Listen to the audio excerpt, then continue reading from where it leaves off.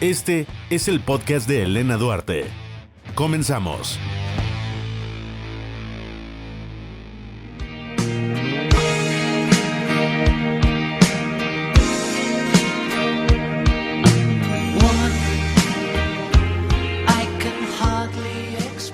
Este es el 10º podcast, así que bienvenidos, estoy muy contenta de que estén aquí con nosotros, de que nos presten sus oídos, de que nos hayan elegido este momento para escucharnos y para entretenerse. Ya tenemos 10 podcasts y estamos muy felices y muy contentos, Luis y yo, porque este ejercicio ha sido totalmente gratificante y totalmente divertido y esperemos que para todos los que nos escuchen también lo sea. El día de hoy tenemos un tema bastante fuerte, estoy un poco nerviosa porque vamos a tocar fibras bastante fuertes, vamos a hablar de un tema bastante duro pero también lindo porque vamos a hablar de uno de los seres más maravillosos, más importantes, más fuertes, que se le tiene más admiración en el mundo y esa persona es la mujer. Sí, yo sé que ustedes dirán, ay, pero es que pinches viejas,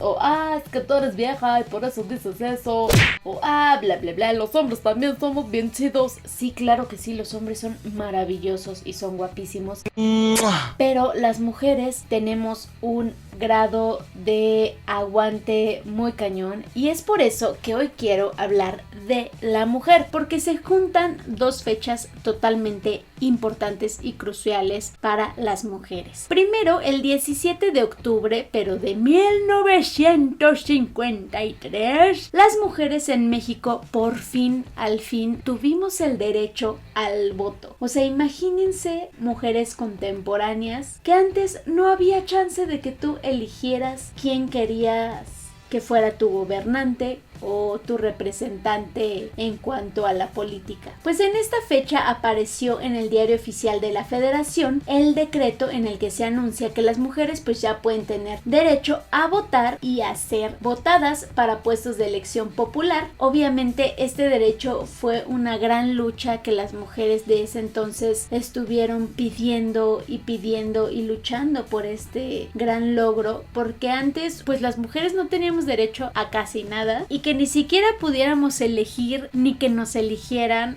como para un puesto o un cargo público. Creo que fue una lucha totalmente que ni siquiera se debió de haber hecho, porque no tendríamos por qué haber luchado por algo que era totalmente nuestro derecho, ¿no? Fíjense que antes en Yucatán, desde 1916 ya había peticiones para que esto se lograra. En el año 1923 se logra que haya un voto municipal como estatal y en ese voto estaban en contienda, por decirlo así, 3 mujeres para ser diputadas al Congreso Estatal, además de Rosa Torre, que fue electa como regidora del Ayuntamiento de Mérida. O sea, imagínense, todo iba muy bien. Sin embargo, cuando el gobernador Felipe Carrillo Puerto muere asesinado en 1924, las 4 mujeres dejaron sus puestos. O sea, el señor murió y le dijeron, ¿sabes qué? Ya no, gracias. Luego, en 1937, Lázaro Cárdenas envía una iniciativa, una reforma en el artículo 34 de la Constitución, que permitiría que las mujeres votaran. Esta iniciativa fue aprobada por ambas cámaras y por la legislatura de los estados. Pero después, fíjense cómo es la historia. El antecedente directo del PRI, el Partido Nacional Revolucionario, argumentó que el voto de las mujeres podría haberse influenciado por los sacerdotes de la época. Entonces dijeron, Nel, las mujeres no, porque se van a influenciar ahí por los padrecitos y pues no queremos que se junte allí la gimnasia con la magnesia. Luego también en San Luis Potosí las mujeres obtienen el derecho a participar en las elecciones municipales de 1924 y las estatales de 1925. Pero este derecho se pierde al año siguiente, así como que ¿saben qué? No, ya no tienen derecho, ¿no? Gracias. No fue hasta el 4 de diciembre del 52 que Adolfo Ruiz Cortines del Partido Acción Nacional solicita concluir el trámite y la iniciativa que había presentado Cárdenas en 1937 y pues en 1954 la mujer obtiene el derecho a votar en todas las elecciones. O sea, en el 53 ya como que teníamos ciertos derechos, pero ya para el 54 ya teníamos derecho a votar en todas las elecciones. Y el 3 de julio de 1955 fue la primera vez en la que una mujer mexicana emite su voto en las elecciones federales. Esto fue en México, pero en Australia esta igualdad se dio desde 1912. Pero ojo, este derecho, por decirlo así, solo lo tenían las mujeres blancas, ya que los hombres aborígenes, como ellos así les llamaban, no pudieron ejercer este voto hasta 1962. Lo mismo ocurrió en Canadá, en donde pues las mujeres descendientes de ingleses pudieron votar desde 1917, mientras que los nativos, hombres y mujeres, lo pudieron hacer hasta 1960. En Estados Unidos lo concedieron en 1920 y en Suiza en 1971. El último país del mundo en aceptar el voto femenino fue Arabia Saudita en el 2011. 2011, ¿pueden imaginarse eso? O sea, ya pleno siglo XXI y las mujeres de Arabia Saudita aún no podían votar. Y de hecho, esto se aprobó o se aceptó, pero real, las mujeres de Arabia Saudita pudieron votar hasta el 2015. O sea, tienen 4 años de apenas poder votar. Qué increíble y qué triste que las mujeres tengamos que exigir un derecho que per se tendría que ser nuestro, ¿están de acuerdo? Sé que este podcast va a ser bastante feminista porque quiero que se den cuenta la gran lucha que se ha hecho para que las mujeres podamos tener acceso a algo que los hombres siempre han tenido derecho. Porque la verdad, y esto se los digo muy acá entre nos, el ser mujer es difícil, el ser mujer es de tener bastantes pantalones y echarle muchísimas ganas, porque la mujer en el paso de la historia ha tenido que pelear por vida, por aspectos políticos, en lo personal, en lo social, en todo ha tenido que luchar la mujer por tener una igualdad, por tener un derecho, por tener una voz, y eso, queridos míos, es de admirarse. Por si esto fuera poco, otro tema por el cual elegimos en este podcast hablar de la mujer es porque el 19 de octubre es el Día Internacional de la Lucha contra el Cáncer de Mama. ¡Auch! Yo sé que también los hombres pueden llegar a tener cáncer de mama y estamos hablando que gracias a la Organización Mundial de la Salud se celebra o se conmemora este día, pues principalmente con el objetivo de crear conciencia para promover el diagnóstico, el tratamiento y sobre todo la prevención de esta enfermedad. Lamentablemente en el 2017 en México se registraron 6,814 defunciones por esta enfermedad. O sea, son cifras bastante alarmantes. Estamos hablando que el cáncer de mama es la segunda causa de muerte en mujeres en nuestro país. Las entidades con mayor mortalidad son Chihuahua con el 25.7%, Coahuila con el 25.1%, Nuevo León con el 25%, Baja California Sur con el 24.6% y la Ciudad de México con el 24.3%. Hablamos de que solo el 31.3% de personas detectan esta enfermedad en etapas tempranas, el 12% en etapas intermedias y el 29% en etapas pues ya tardías. Obviamente hemos hablado muchísimo o hemos escuchado muchísimas campañas de la autoexploración y todo, pero parecería que no se ha hablado lo suficiente porque la autoexploración sí es fundamental, pero no lo es todo, ya que sin la mastografía, que es la que sí o sí debería de decirnos si estamos sanitas o no, es la que detecta la enfermedad. Y a partir de los 40 años, este estudio se tiene que hacer cada año. Es una enfermedad que ha sido bastante agresiva con las mujeres, una enfermedad que te parte el alma porque a final de cuentas creo yo que te extirpen un seno o te extirpen los dos es algo total y absolutamente abrasivo y total y absolutamente rudo que una mujer se vea al espejo sin un seno. Híjole, de verdad es que mi cabeza no llega a comprender el dolor que deben de sentir las mujeres, pero son como siempre unas luchadoras que no se dejan, que no se rinden y que le echan muchísimas ganas y que tratan de seguir con su vida, de seguir siendo madres, de seguir siendo esposas, de seguir siendo hijas, de seguir siendo compañeras de trabajo, de seguir siendo abuelas y aún así luchar contra esta enfermedad y no rendirse y tener una buena cara y echarle todas las ganas del mundo. Así que les mando un gran abrazo a todas las sobrevivientes, a todas las que tienen el padecimiento y a todas las demás les suplico por amor mío que se autoexploren, que se conozcan, que se vean, que digan esto es normal, esto no es normal, esto que pasa, esto que no pasa, que se hagan los estudios porque a veces no tenemos la cultura de la prevención y decimos ay no importa, luego voy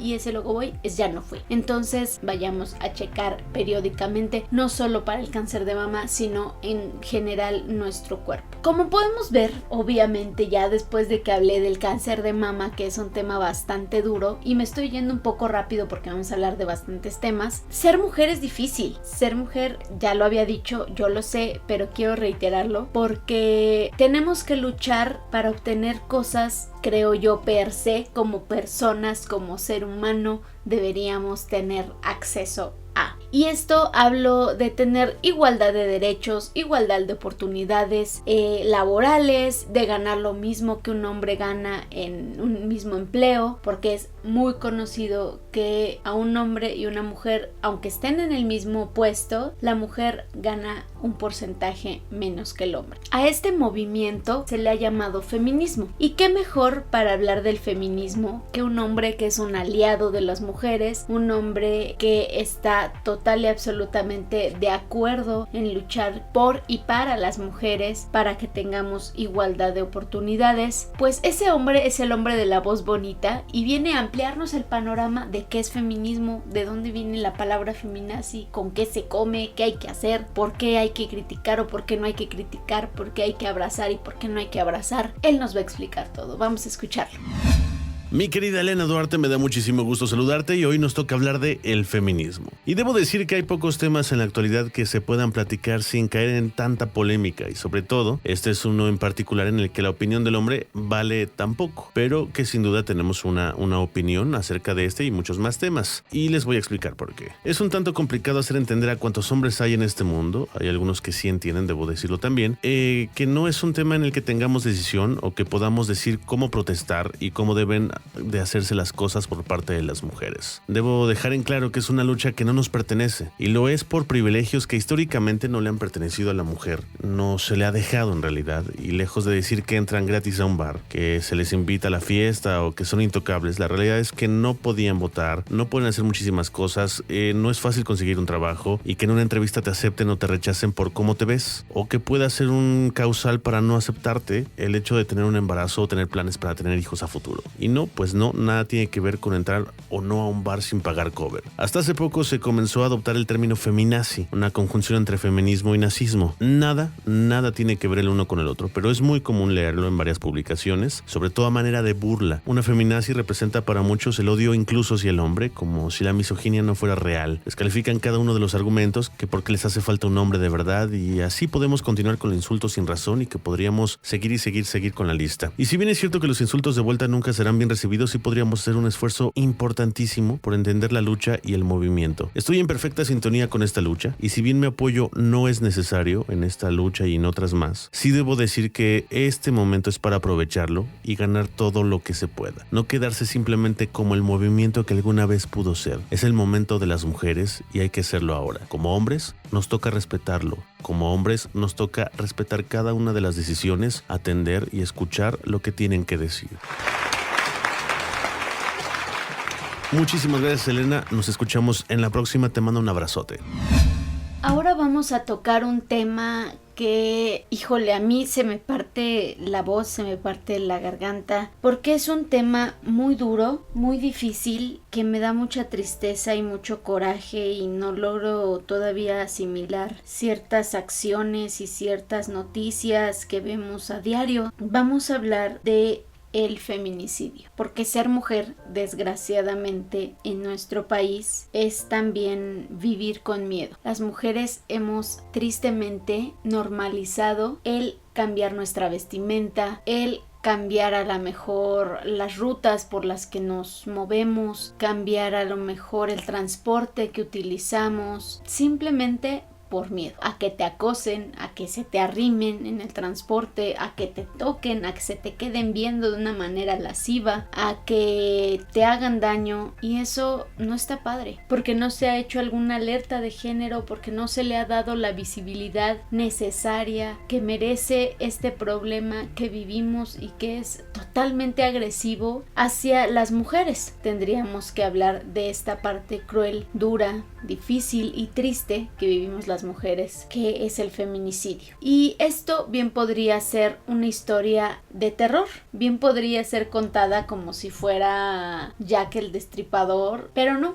Es un pan nuestro de cada día. Según la Organización de las Naciones Unidas, la ONU, estima que en México 6 de cada 10 mujeres mexicanas han enfrentado algún incidente violento en su vida y que más del 40% han sido víctima de alguna agresión sexual. Esto es totalmente triste. O sea, imagínate tú, si eres hombre, imagínate a tu mamá, a tus tías, a tus hermanas, si las tienes, y pensar que al menos alguna de ellas ha vivido algún momento violento y al menos alguna de ellas ha vivido alguna agresión sexual. Me imagino que no das crédito y que no lo puedes creer. Pues sí. Y a ustedes, mujeres, pues qué les cuento, ¿no? Creo que estamos bastante familiarizadas y eso es muy triste, porque no debería de ser así. El feminicidio es privar la vida de alguien por razones únicas y exclusivamente de género. O sea, casi te mato por ser mujer. Existen ciertos parámetros los cuales hacen que se catalogue como feminicidio la muerte de una mujer. Y esto, el primero es que tenga signos de violencia sexual de cualquier tipo, lesiones o mutilaciones previas o posteriores a la privación de la vida o actos de necrofilia. Violencia previa. Esto es antecedentes o datos de cualquier tipo de violencia en el ámbito familiar, laboral, escolar contra la víctima.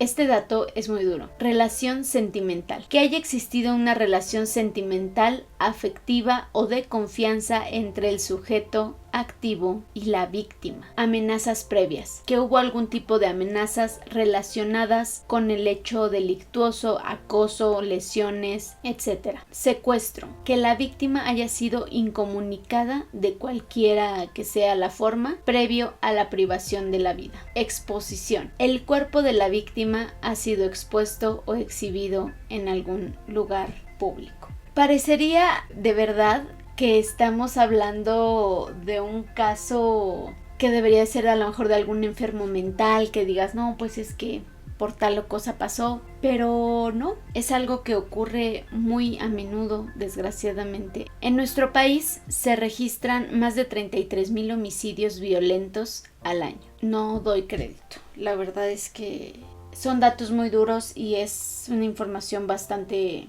dura para mí. Según los datos del INEGI, 9 mujeres son asesinadas al día.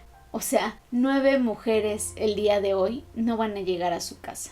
Los municipios con más feminicidios o que tienen como más presencia de que han existido feminicidios son Ciudad Juárez, Chihuahua, Culiacán, Sinaloa, Monterrey, Nuevo León, Acapulco, Guerrero, Ecatepec, Chimalhuacán, Nezahualcóyotl, Estado de México, Chihuahua, Guadalupe, Nuevo León y San Luis Potosí. Ustedes pensarían que después de los datos que les acabo de comentar dirían, no, pues es que las autoridades te apoyan y te pueden ayudar y bla bla bla bla, pero no es así. Hay algunos factores que afectan a una investigación del feminicidio y estos son prejuicios. Gracias. Estos prejuicios pueden ser desde que usa falda y ay, pues es que usaba falda, ¿para qué usa falda? Que le justifiquen socialmente las causas de la violencia argumentando costumbres, tradiciones culturales, religiosas, como decir, es que aquí se estila que el hombre le pegue a su mujer si hizo algo malo, o sea, no hay manera. Otra muy común es que cuando una mujer desaparece, lo primero que te dicen las autoridades es, no se habrá ido con el novio, igual mañana regresa. O sea, ¿es en serio? O el clásico, mejor venga mañana, ahorita no tenemos personal, no han pasado las horas correspondientes para levantar un acta de alguien desaparecido. Pensaríamos también que desgraciadamente las mujeres asesinadas son jóvenes o son menores de edad. Pues no, hay de todas las edades. Desgraciadamente, las edades en las que más ocurren estos delitos son de 15 a 35 años, siendo de 25 a 34 la marca de edad en la que las mujeres son más frecuentemente asesinadas. Esto me llena de rabia, de coraje, como no tienen una idea, porque una mujer no solamente sufre de violencia o de que la agredan físicamente, sino también sexualmente, también psicológicamente. Y son muchas cargas que nosotras cargamos y nos cuidamos y tenemos paranoia y andamos viendo quién está atrás, quién está delante, quién está a un lado, quién se acerca, quién nos ve. Y vivir con miedo es terrible. Vivir con miedo es muy angustiante, amigos. Créanme que estos datos me duelen demasiado decirlos y por eso hoy quisimos hablar de todo lo que parecería que está en contracorriente de las mujeres, de todo lo que parecería que nosotros traemos en un morralito interno y estamos caminando con él día con día, tratando de trabajar, de estudiar, de salir adelante, de